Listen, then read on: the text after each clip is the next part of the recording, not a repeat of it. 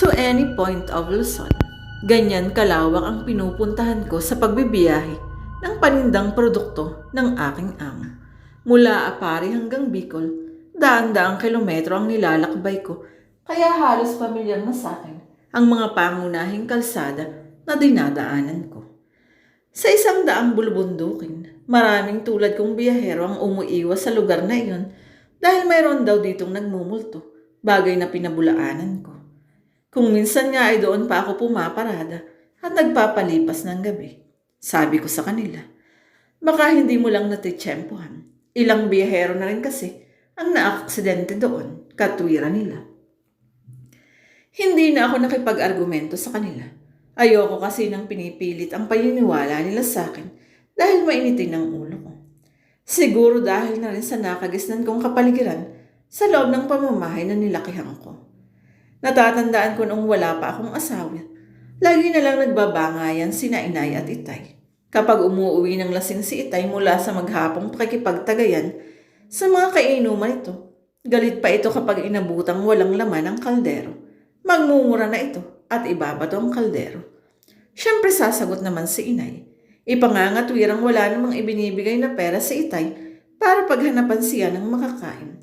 Iyon na ang simula ng bangayan. Si inay hindi nagpapatalo kay itay. Kahit ano ang ibabalibag nito, kapag nasaktan na kaya parang hinalong kalamay ang aming bahay. Sa inis ko naman ay galit akong bababa ng bahay at gagala. Humantong pa nga minsan, ito sa puntong sa galit ko sa aking nagbabangayang magulang. Ang napagbalingan kong pagsusuntukin ay ang poste ng maral ko, kaya nagdugo ang kamay ko. Naghahamon din ako ng away sa mga taong dumaraan at nag-uosyoso kaya tuloy nang patulan nila ako. Umuwi akong bugbog sarado. Ang girlfriend ko lang na si Lenny ang tumutulong at nagmamalasakit sa akin. Siya ang gumagamot sa sugat ko. Feeling ko noon, galit ako sa magulang ko.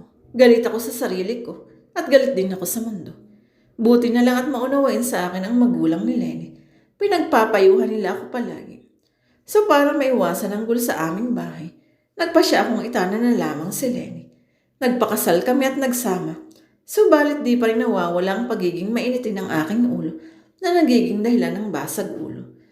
Minsan umuwi ako ng bahay. Kadarating ko lang ay nabalitaan ko na naman na humantong na sa barangay ang bangayan ni na inay at itay. Concerned pa rin ako sa buhay nila, kahit paano dahil sila ang mga magulang ko. Nababalitaan ko pa rin ang mga nagaganap sa kanila. Dala ko tuloy ito hanggang sa aking trabaho. Tulad noong isang araw, naibagsak ko lang ang tulbak sa aking minamanehong truck. Umangal na kaagad ang isa kong kapwa driver at inakusahan akong pinagbadadabugan ko daw siya. Siyempre dahil mainit ang ulo ko, sasagutin ko siya. Medyo paangil nga lang. Ano ang pakialam mo? Tugon ko sa kanya habang pinupukol ko siya ng matalim na sulyap. Ang yabang mo, para kang nakakalalaki ah. Gigil niyang sabi. Doon ako labis na nagpapanting. Iyong tila pinanggigigilan ako ng kaharap ko. Ano ang gusto mo? Suntukan? Wika ko. Doon na kami nagpalitan ng malalakas na suntok. Nagpambunong kami at kung hindi siguro inawat kami ng mga kasamahan namin, ay malamang na mas matindi pa noon ang naganap. Pareho kaming suspindido dahil sa nangyari. Sa bahay pa niyang himutok sa akin ni Lenny. Tila ako pa ang sinisisi sa nangyari. Pati ba naman ikaw ay kalaban ko? Sabi ko sa asawa ko. Ang sarili mo ang kalaban mo. Balda niya sa akin. Palagi na lamang bang trouble ang mangyayari sa'yo? Ganyan ka na lang palagi. Laging galit at ang init ng ulo ang pinaiiral mo. May himig na hinanakit sa kanyang tinig. Pareho rin pala kayo ng ugali ni inay. Puro paninig silang ang alam. Siguro kung papatulan kita, baka maging katulad nila tayo. Bakit di mo subukan? Kung lagi lang ganito, mabuti pa ay umuwi na lang ako sa magulang ko. Sino ang tinakot mo? Sige, umalis ka. Iwan mo ako. Pesting buhay ito. Pabalibag kong isinara ang pinto paglabas ko ng bahay. Iniwan ko si Lenny na umiiyak sa loob. Sa isang kaibigan ko ako nagpalipas ng sama ng loob. Nag-inuman kami at sa ala ko na lamang ibinuhos ang nadarama kong sama ng loob at galit sa nangyari sa buhay ko. Hindi ko na inabot ng bahay ang asawa ko kinabukasan. Tinotoo nito ang sinabi na uuwi na lamang ito sa kanyang magulang. Hindi ko naman siya tinangkang sunduin. Katwiran kung matuto siyang umalis, matuto rin siyang magbalik. Tiniis ko na lamang ang pag-iisa sa aming bahay. Pagkatapos ng suspension ko, muli akong nakabiyahe. Yun naman ang gusto ko para makalayo ako pansamantala. Kapag kasi nasa labas ako, dama ko ay malaya ako at mas nakakahinga. Paluwas na kami ng helper ko sa Maynila nang masiraan kami ng sasakyan sa mismong kalsada kung saan maraming natatakot na biyahero dahil meron daw nagmumulto. Mapipilitan tayong magpalipas dito ng gabi, Utoy, sabi ko sa aking helper. Dito na natin hihintay ng mekaniko na gagawa ng ating sasakyan. Pagdaan ng kasamahan nating biyahero, sasabit na lang ako doon, Kuya Bong. Babalik na lamang ako sa terminal natin para kasama ko na papunta dito ang mekaniko. Nahahalata akong takot ang helper ko nang nagpalipas ng gabi sa lugar na iyon, pero hindi ko naman siya pinigilan. Ikaw ang bahala, tugon ko. Ako na lang mag-isa ang magbabantay dito. Naiwan nga akong nag-iisa sa lugar na iyon. Paggabi na nang magsasaing ako ng aking ihahapunan. Wala naman kasi akong problema dahil may baon akong bigas at dilatang sardinas. Lingid sa matataas na bundok ang kalsada. Madalang din ang dumadaan ditong sasakyan, kaya para akong biglang naulila ng sandaling iyon. Nakakain ako ng hapunan at nagpapahinga nang makarinig ako ng tinig na umaalingaw. Bumaba ako sa aking sasakyan at nagpalinga-linga kung saan nagmumula ang tinig na umeeko. Isang matandang lalaki ang aking natanaw sa di kalayuan. Multo ba ito? Naisaloob ko. Nang lapitan ko siya, nakumpirma kong mali ang hinala ko. Tawang kaharap ko at hindi multo. Ginabiho yata kayo, Lolo. Bati ko sa matanda. Malapit lang dito ang tinitirhan ko. Tugon niya. Dahil malamig ang simoy ng hangin doon at nagsisimula na ring magtaglamig, inanyayahan ko ang matanda para humigop ng mainit na kape. Habang nakasalang ang takuring initan ko sa tubig sa kusinilya, nakaupo kami sa tabi ng aking truck at nagkukwentuhan. Sa pananalita ng matanda, wari ay may pagdaramdam ito sa kanyang mga anak. Retirado akong guro, aniya sa akin. Dahil biyudo at nag-iisa na lamang ako sa buhay, iminungkahi ng mga anak ko na sa kanila na ako pumisan at ipagbili na lamang ang lumang bahay na aking tinitirhan sa probinsya. Saan ho ba naninirahan ang inyong mga anak? Sa Maynila lahat. Ayaw ho ba ninyong manirahan doon? Higit akong komportable sa tahanang naging pugad ng aming pagsasama ng aking yumaong kabiyak. Dito ay malaya akong nakakakilos ng ayon sa gusto ko. Pumayag ho ba kayong ipagbili ang bahay ninyo?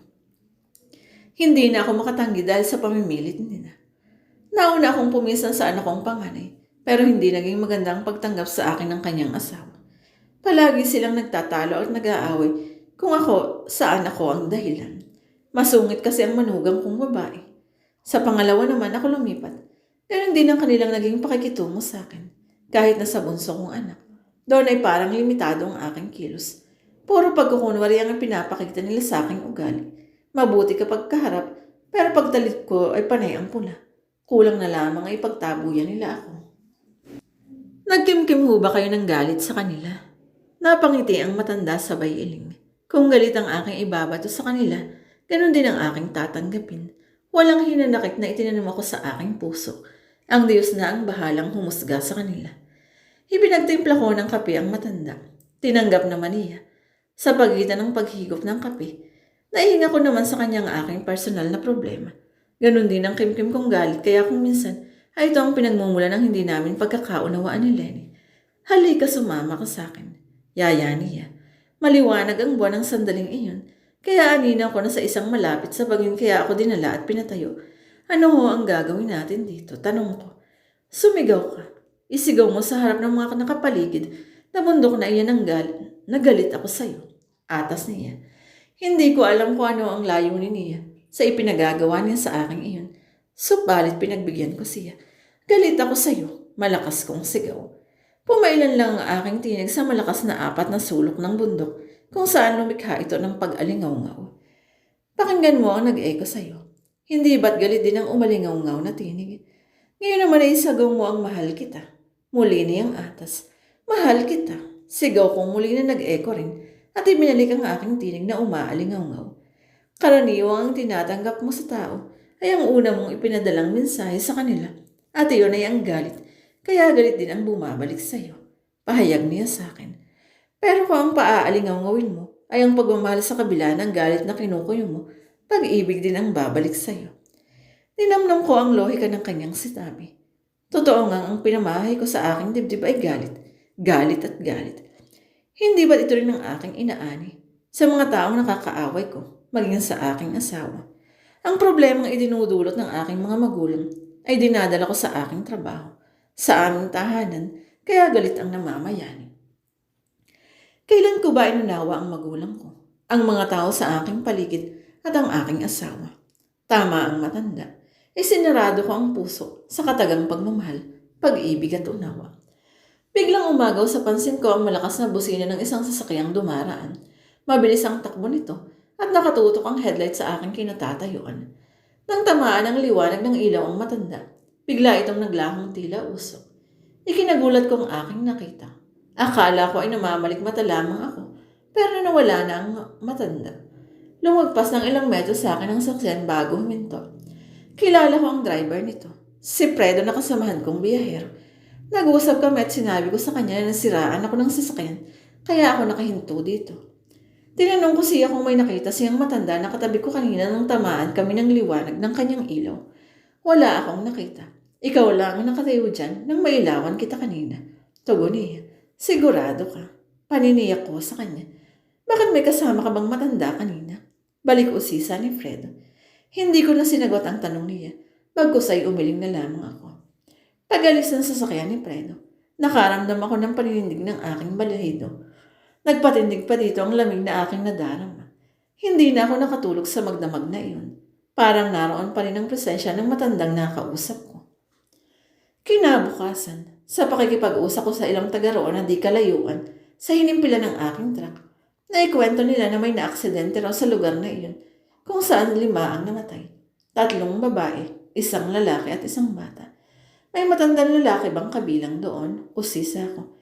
Yung 1 lalaki, balita namin ay retiradong guro daw iyon na uwi sana sa kanilang probinsya. Paano nyo nalaman? Nadyaryo kasi ang aksidenteng iyon. Katunayan ang mga anak nito ang nagpunta sa ospital na pinagdalhan sa matanda para i-claim ang bangkay. Ayon sa kanila, wala pang 1 taon nang maganap ang aksidenteng iyon, pero accident-prone nga raw ang lugar na iyon at maging sila ay nagpapatunay na may kababalaghang nangyayari doon. Tulad ho ng usisa ko. Pumaparang pasahero sa lugar na iyon, pero pag hinintuan ng driver ay wala na. Tugon ng isang residente doon. Meron ding mga sumisigaw na tinig at umaalingango ito pabalik gayong wala namang nakikitang tao. Sa bandang isa pa. Marami pa silang sinabi sa akin. Pero hindi na mahalaga iyon. Tiyak ko na isang ligaw na kaluluwa ang matandang nakausap ko. Malaking faktor sa akin ang ipinayo ng matanda.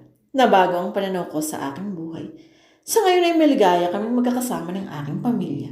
Hindi na kaugalan kadaling maapektuhan mga problemang nasa aking paligid. Biro nga sa akin ng asawa. Hindi na raw ako si Bong na magagalitin. Ako na raw si Bong na pasensyoso. Sabi nga sa quotation na nabasa ko, if you can change the situation, change your attitudes toward the situation.